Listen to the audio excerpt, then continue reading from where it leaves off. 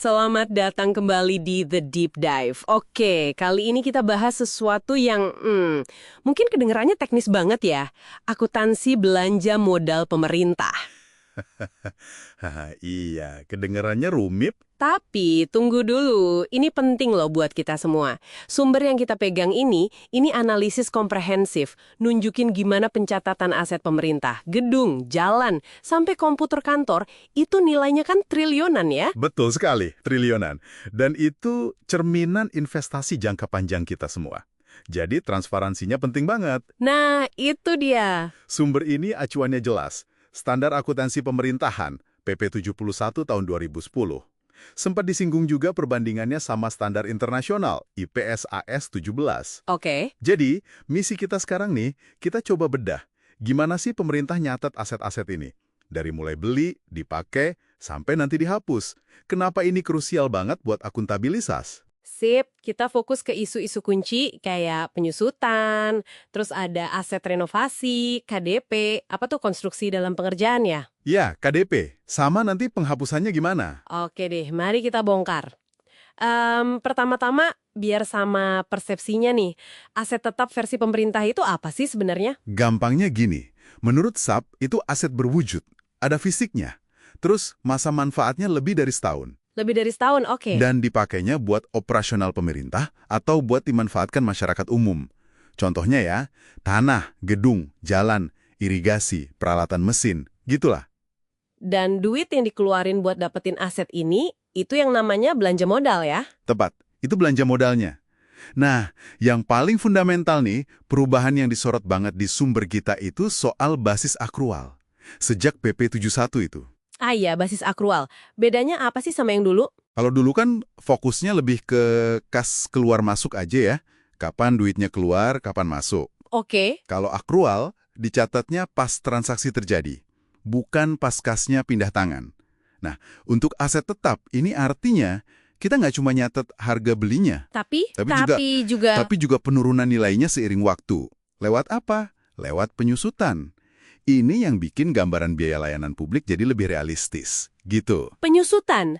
Nah, ini nih, kalau di swasta kan penyusutan itu sering buat kayak nabung buat ganti asetnya nanti ya. Iya, sering kali gitu. Di pemerintah beda ya. Sumber ini bilang, menurut PSAP 07, tujuannya lebih ke nunjukin, apa ya, nilai sisa manfaat aset secara wajar di laporan keuangan. Persis.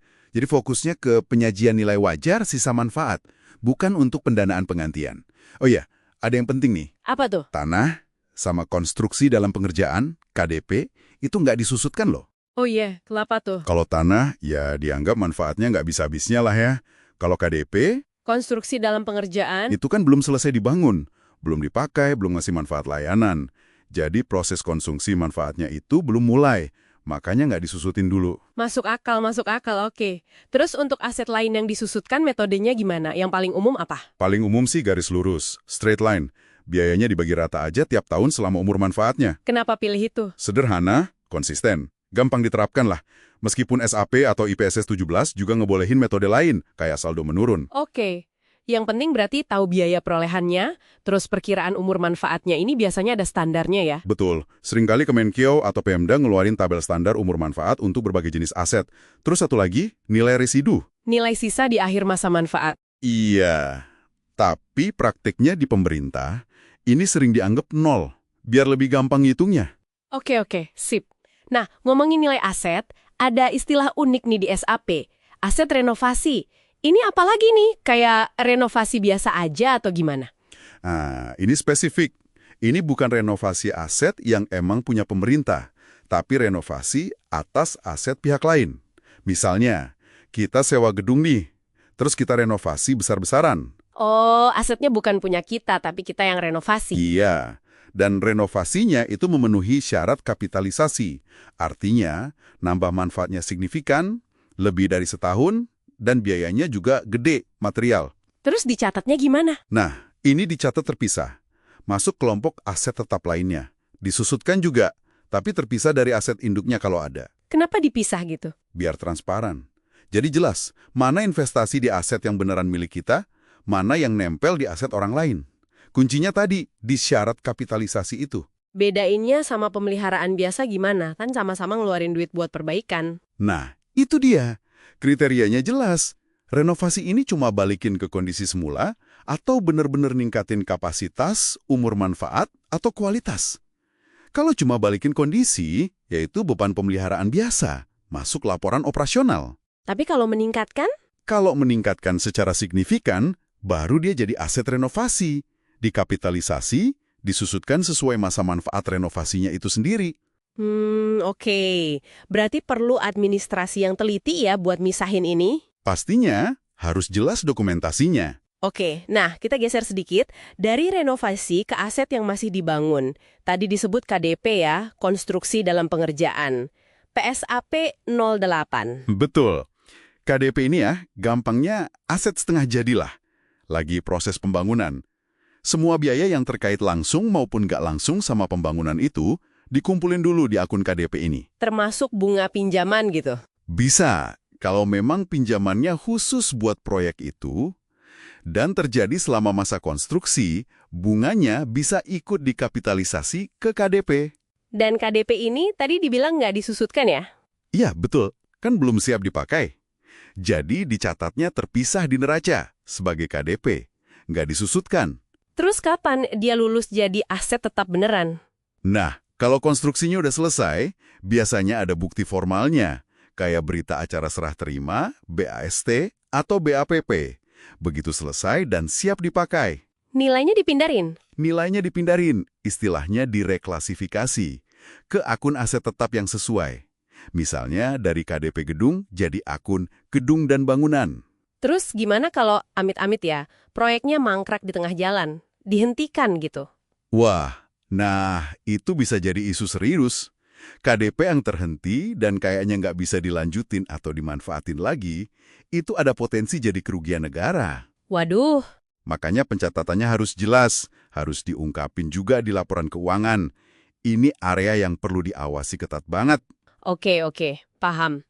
Nah, setelah aset itu dipakai, terus disusutin nilainya, mungkin direnovasi atau selesai dibangun dari KDP, akhirnya kan ada masanya dia pensiun ya, dihapus dari catatan. Ya, siklus hidup aset kan gitu, ada akhirnya. Kita sering lihat kan, mungkin di sudut kantor ada tumpukan kursi rusak, komputer jadul. Nah, proses buat ngilangin itu secara resmi dari daftar aset gimana?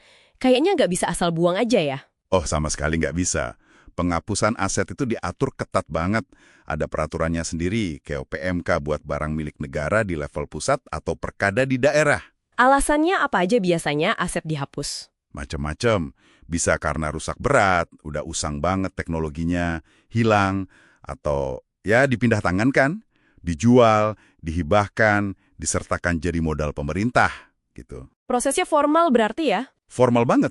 Ada usulan, ada verifikasi kondisi asetnya, terus perlu persetujuan dari pejabat yang berwenang sesuai nilainya. Nah, dari sisi akuntansi ada yang menarik nih. Gimana tuh?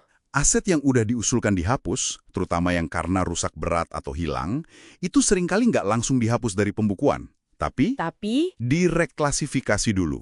Dipindahin ke pos namanya aset lain-lain, atau kadang ada daftar barang ekstra kontabel gitu. Intinya, dia udah nggak disajikan di neraca utama sebagai aset tetap operasional. Oh, jadi kayak dipinggirin dulu gitu ya catatannya? Kurang lebih gitu. Tapi, informasinya tetap harus diungkapin di catatan atas laporan keuangan atau CALK, biar transparan. Nah, penghapusan final dari pembukuan itu baru terjadi kalau udah ada surat keputusan SK penghapusan yang resmi. Baru deh nilai aset sama akumulasi penyusutannya dihapus. 0. Wow, panjang juga ya prosesnya. Oke, jadi kalau kita tarik benang merahnya nih, akuntansi aset tetap pemerintah ini emang kelihatannya rumit ya, banyak detailnya. Tapi krusial banget. Krusial. Pergeseran ke akrual, adanya penyusutan, itu benar-benar bantu kita ngelihat biaya layanan publik jangka panjang yang lebih nyata. Gitu ya? Lebih akurat, betul. Kita jadi tahu berapa sih biaya pemakaian aset publik itu tiap tahunnya. Terus aturan-aturan detail buat KDP, buat aset renovasi, buat penghapusan, itu semua kan mekanisme kontrol, biar ada pertanggungjawaban. Jadi bukan cuma angka mati ya? Jelas bukan. Pengelolaan aset yang bagus, yang didukung sistem informasi yang memadai, kayak SIMAK BMN atau SIMDA, terus dilaporkan secara transparan, itu pondasi tata kelola keuangan negara yang baik. Ujung-ujungnya kan ini cerminan gimana uang kita semua, uang pajak Anda, dikelola. Bener banget. Nah, sebagai penutup nih, mungkin satu hal buat direnungkan sama pendengar kita semua. Boleh apa tuh? Dengan adanya data penyusutan sekarang yang nunjukin nilai aset publik itu turun seiring waktu karena dipakai atau usang, gimana ya seharusnya informasi ini mempengaruhi pilihan pemerintah? Antara fokus ngerawat infrastruktur yang udah ada versus terus-terusan bangun yang baru. Pertanyaan bagus itu. Keseimbangan antara pemeliharaan dan pembangunan baru. Iya. Sesuatu buat kita pikirkan lebih lanjut mungkin. Oke deh, sampai di sini dulu deep dive kita kali ini. Sampai jumpa di kesempatan berikutnya.